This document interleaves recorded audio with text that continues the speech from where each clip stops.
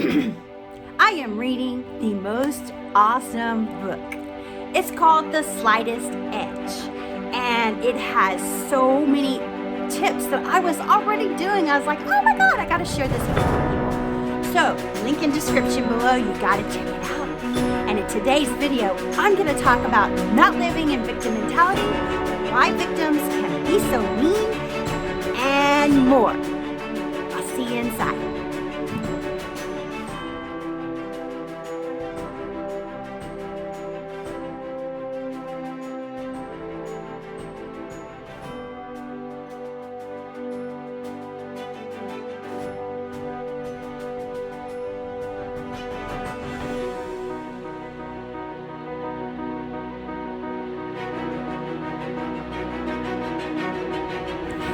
Kathie Owen here, and welcome to my YouTube channel where I talk about all kinds of things like transforming your life in magic fashion.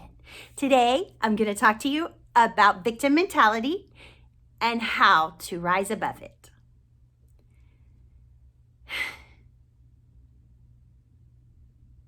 As they say in the book, The Slightest Edge, it's easy to do. It's also easy not to do. So let's go over this. What I'm going to do is I'm going to tell you a story that happened to me, and it's a victim-y story. It's sad, it's got drama, everything. But I had to dig deep to find this because I don't live in that reality anymore. And victim mentality is not a happy place to be, no matter where you are. However, when you try to help somebody out of victim mentality, they get angry. It's almost like you're trying to help a dog that just got hit by a car and it tries to bite you, because they want you to feel their pain. They think that their pain is, I don't know. I can't quite describe it. It's human nature for us to go, oh, I've been hurt. You must feel sorry for me. You must understand my side of the story. So my victim story is about something so you can identify with the drama. That's what we do. We get mesmerized by the drama and we feel sorry for these people when in actuality, we need to feel compassion. But they don't want the compassion. They don't want to rise above it. They want everybody to feel sorry for them because it just is human nature to exacerbate your problems and make them like seem, I don't know, worse than they really are. But it's not a happy nature. Anybody who lives in victim mentality is not going to be happy. And if they are fighting for that, it's because they're fighting for their limitations, plain and simple. I could have easily stayed in victim mentality. I had things, life and death things going on. I had very serious, dramatic situations.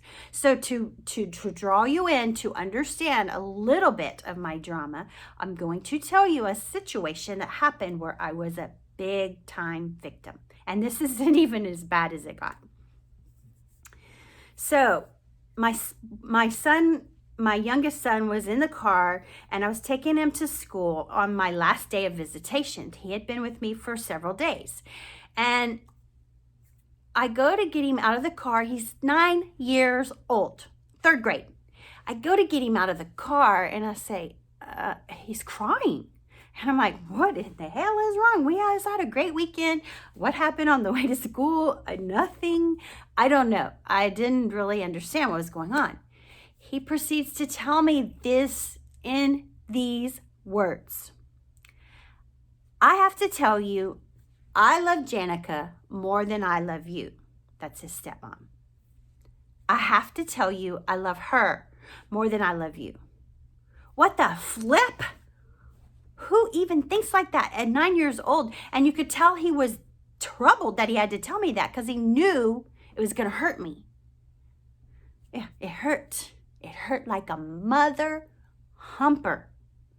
I was a victim. I immediately called my therapist who came up with this theory. I'm going to put the picture here and I'm going to go over it more, as I always do when I show this picture. So I called her in an emergency session and I was crying and I was like, what do I do? How do I handle this? I mean, I handled my composure with Cody very well and took him into school and all that good stuff. It was fine. But my therapist awakened me to what was really going on. She said, Kathie, you're going to have to feel compassion for her. Because think about it. Why in the flip would anybody do that to a 9-year-old boy? Much less, why would she have to do that? Who cares who loves who more than who loves what? What grade are you in? 3rd? I mean, what? And I know he was coached to tell me that. I mean, it came up later in different things, and she actually accused me of telling my kids that. What? Poor girl. I dug deep and I found compassion for her because, I mean, why would an adult have to tell somebody that? Because you're in a very dark, sad place. And to this day, I still feel compassion for her because why does she have to act the way she does? Why does she have to control everything like that? Wow, you're really working hard over there. And it's very sad. I mean, I'm not a victim at all, and neither is she. But if she was to watch this, she would identify as being the victim of this. And she probably does, whatever, who cares? But when we're in victim, we go in that circle 8. There's a reason why that's there. So when we're in victim and somebody's calling us out, oh my God, that's terrible. You need to get out of that. Oh, no, I don't. I'm going to victimize you. And they go over here and they start victimizing and they don't want to come out of it. I don't know. Maybe it's human nature that it just feels comfortable to be there, but it's not the way it is. It's just not. It's sad. It's very, very sad. And that's what's happening in the world today. Have compassion for the victims. Don't enable them. Have compassion for them.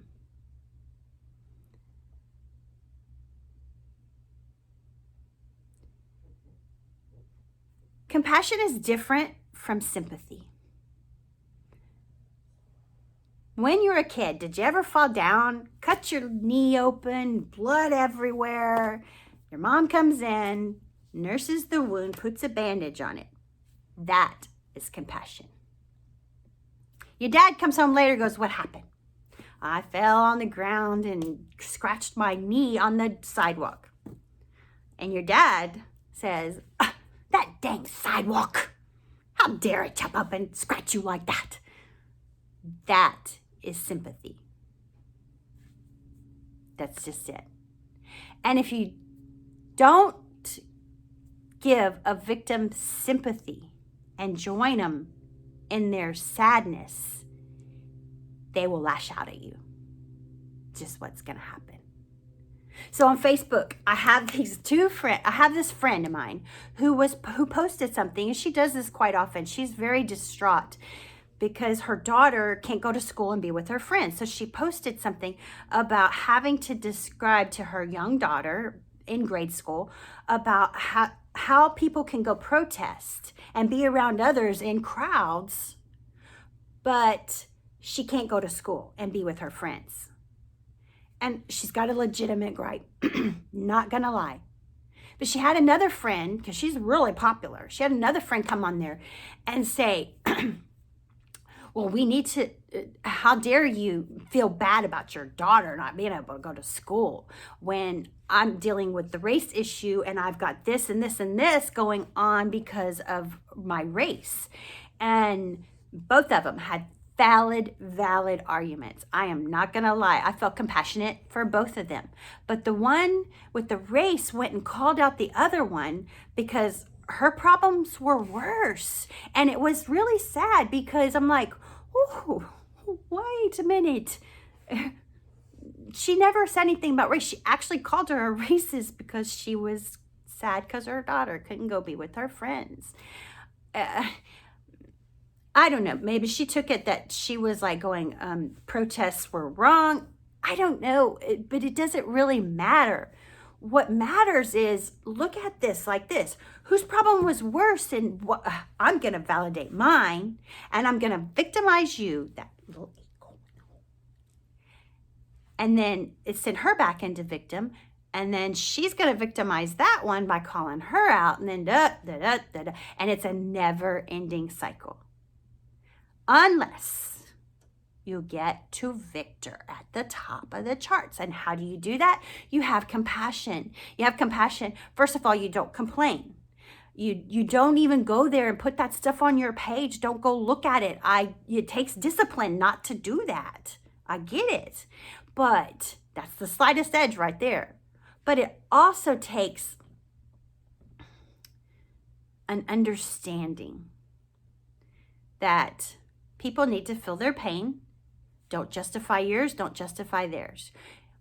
In reality transurfing, we're quite often told that we are just a guest in this world. Picture this. You're a guest at an awesome, awesome palace. And you get there and the guy it tells you everything is at your hands. You can do whatever you want and everything, but you got to do this one thing. And the one thing could be something you don't agree with. I don't know. You can't do this or can't do that, whatever. That's like living on planet Earth. We're just a guest here, and you're not entitled to a damn thing. Sorry, you're not. And when you come to that realization and you take responsibility for your life, you go, oh, I get it. Yeah, I tell you, it's much happier up here in Victor. You're guaranteed happiness. Guaranteed. But you got to get to see that. Quit taking bites of that apple. You know, that's what that's all about in the Bible, you know. Don't take bites of that apple. The apple is entitlement. The Garden of Eden is responsibility. And it's a lot better over there. But fight for your limitations. I'm not going to argue with you. Not one bit. Because one day, in my reality, everyone will live in Victor. Live in unconditional love. No anger, no hate, because those are lower vibrational things, remember? Yeah. Unconditional love is not a lower vibrational thing, and it feels really good. I got an awesome compliment yesterday. I was told, Kathie, you're such a motivation. I mean, it's just my energy. I just carry that. And I took this compliment, dropped importance, but I took this compliment very well because I was like, wow, okay, I really am making a ripple effect. There is a ripple effect that goes on. And this person that complimented me does not watch my channel that I know of. I don't think she does. But then the other one, I know she doesn't watch it, was sitting there and she goes, yeah, Kathie, I think about you because you come in here with this energy and you're so happy all the time. And I get here early in the morning and I'm like, oh man. So evidently she thinks about that. And because I promise I don't see color. I go across with an attitude. I actually meditate on this and I exude love. Unconditional love. That's all I ask for is unconditional love everywhere I go. I get angry, absolutely, but I know the victimizer thing going on. It happens within even, and I know how to get to Victor. That's my video for today. I hope you liked it. Be sure to give it a thumbs up if you did or a thumbs down if you didn't. You're probably not here if you didn't like it. And share it because we need to spread this love. Until next time, peace out and namaste.